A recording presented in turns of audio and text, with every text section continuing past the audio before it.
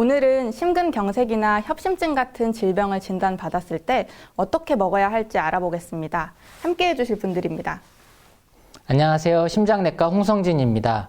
네, 안녕하세요. 영양팀 이호선 임상영양사입니다. 저는 세브란스병원 심장혈관병원 간호사 장다엘입니다. 교수님, 심장질환이 있는 분들 음식 조절 꼭 필요할까요? 네, 꼭 필요합니다. 특히 어떤 음식을 먹는가에 따라서 혈중 지질 농도나 혈압, 혈당 등이 바뀌기 때문에 심혈관 질환 발생에 큰 영향을 준다고 많은 연구가 되어 있습니다. 그래서 최근에 국내외 심혈관 질환 환자를 위한 국내외 지침들을 보면은 식사요법에서 대시 식사요법이나 지중해식 식사를 권장하고 있습니다. 이것은 지중해 연안에 살고 있는 사람들이 서유럽이나 영국인들에 비해서 더 날씬하고 심혈관 질환 발생이 낮다는 점에 착안해서 지중해 식사 패턴에 대한 연구가 많이 이루어졌습니다. 그러면 지중해식 식사의 특징은 뭔가요? 네, 육류나 버터처럼 동물성 식품 섭취량을 줄이고요. 잡고기나 채소나 과일, 견과류, 올리브유 등의 섭취를 자주 하시는 겁니다. 자, 그러면 심장 건강을 위해서 어떤 음식을 먹으면 좋을까요? 네, 먼저 채소와 과일인데요. 특히 채소에는 열량은 적고 비타민이나 무기질, 그리고 항산화 영양소가 풍부하죠. 네, 항산화 영양소란 몸 안에 나쁜 산화 스트레스를 낮춰주는 영양소를 말하는데 비타민 E나 비타민 C, 플라보노이드, 루테인 등이 있습니다. 이것은 혈관 내벽 기능을 유지해주고 혈압을 낮추는 데 도움이 됩니다.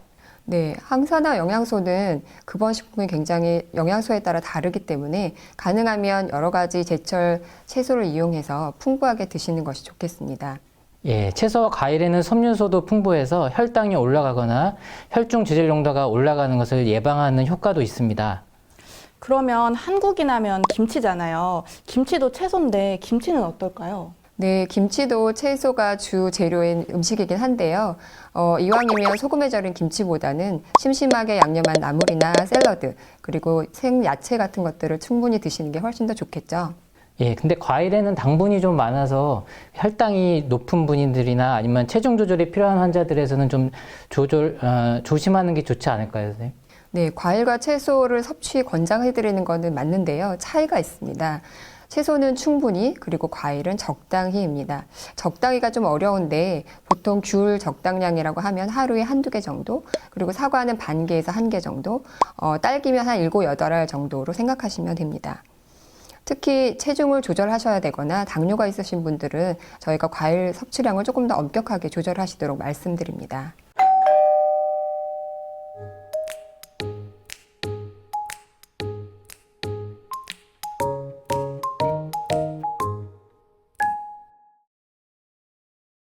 네, 이제 심장 질환이 있는 분들은 이렇게 드세요. 두 번째, 등푸른 생선입니다. 예, 등푸른 생선에 많은 오메가3 지방산은 심부전 환자의 사망률을 낮추고 혈압을 낮추고 심혈관 질환 예방하는 데도 도움이 됩니다. 네, 한국인을 대상으로 한 연구에 따르면 일주일에 등푸른 생선인 고등어를 2번 이상 섭취한 사람들은 전혀 섭취하지 않은 사람에 비해서 고혈압 발생률이 적었다는 연구가 있습니다. 그러면 오메가3 지방산을 보충제로 먹으면 안 될까요? 그런 질문 굉장히 많이 받습니다. 오메가3 지방산의 보충제 드실 때는 함량을 꼭 확인하셔야 합니다. 오메가3 지방산 중에 심장혈관 질환에 도움이 되는 종류는 DHA나 EPA 같은 것들인데요. 실제로 오메가3 지방산 보충제에는 이런 DHA나 EPA 함량이 굉장히 적은 것들이 있습니다. 예, 선생님, 그러면 식품으로 이제 섭취하려면 어떻게 하는 것이 좋을까요? 네. 등푸른 생선을 일주일에 2-3번 정도, 한 번에 120g 정도씩 드시면 오메가3 지방산의 권장량 정도를 충분히 섭취하실 수 있습니다. 비교적 비싸지 않은 삼치나 고등어, 멸치 같은 것들을 적당량 드시면 되겠죠. 그러면 고기는 어떨까요? 심장 질환이 있는 분들 고기 드셔도 되나요? 네, 저도 고기는 좀 드시라 그러는데요. 특히 심장 질환으로 수술을 받고 회복기에 있는 환자분들은 특히 적절한 단백질을 섭취하는 것이 중요합니다. 네, 단백질 식품에 고기, 생선, 두부, 계란, 콩 등을 몇 끼니 번갈아서 한 번에 50에서 100g 정도씩 드시면 되겠습니다. 특히 고기 드실 때는 기름기가 많은 갈비나 삼겹살보다는 살코기, 여기 있는 것처럼 이렇게 드시는 게 좋겠죠.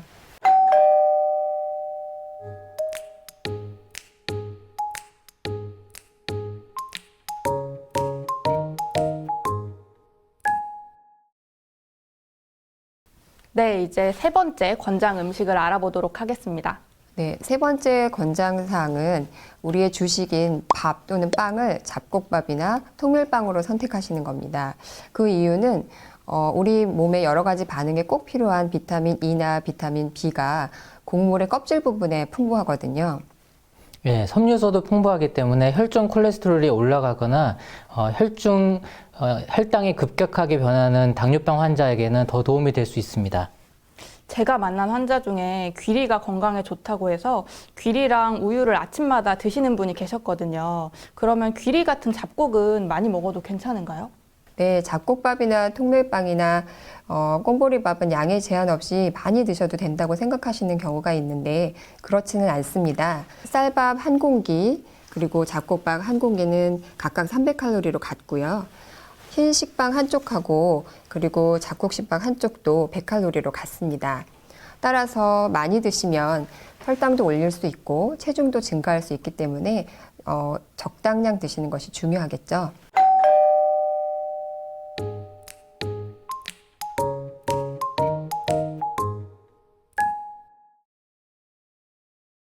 자, 그럼 실제로 어떻게 드셔야 되는지 적용해 볼까요? 이 식사가 저희가 보통 드시는 식사인데요. 어떻게 바꾸면 좋을까요? 우선 쌀밥을 잡곡밥으로 바꾸면 되지 않을까요? 네, 그렇죠. 밥량은 같습니다. 제가 보기에는 채소도 충분하지 않은 것 같습니다. 네, 채소는 충분이라고 말씀드렸지요.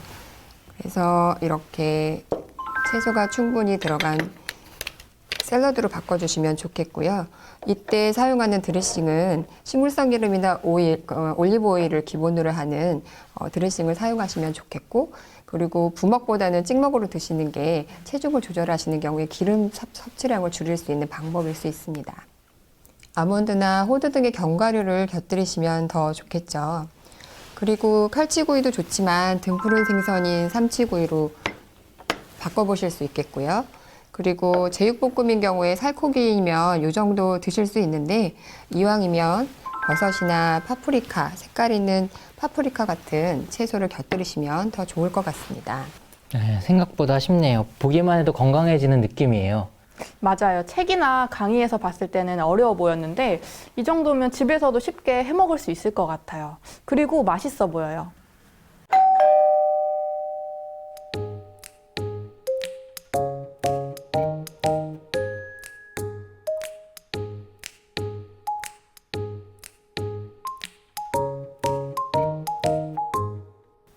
네, 오늘은 심장 질환이 있는 분들한테 권하는 음식에 대해서 알아봤는데요. 네, 정리하자면 채소는 충분히, 과일은 적당량, 그리고 일주일에 2-3번 등푸른 생선 드시고요. 잡곡밥이나 통밀빵으로 적정량 드시면 우리 심장이 건강해집니다. 예, 건강한 식사는 심장질환 예방을 위해 중요하기 때문에 오늘 꼭 기억하시고 실천하시면 좋겠습니다.